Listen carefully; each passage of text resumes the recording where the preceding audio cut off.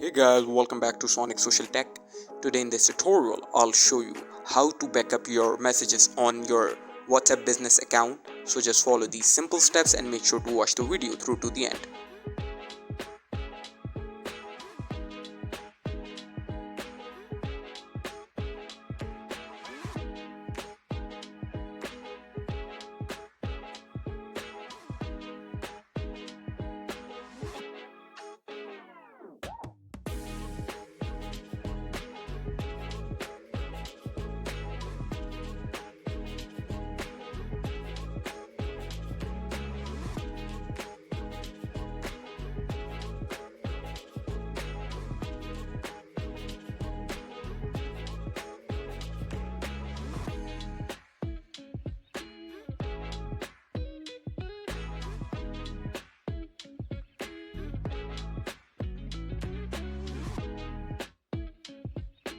Thank you for watching guys. Make sure to like and subscribe.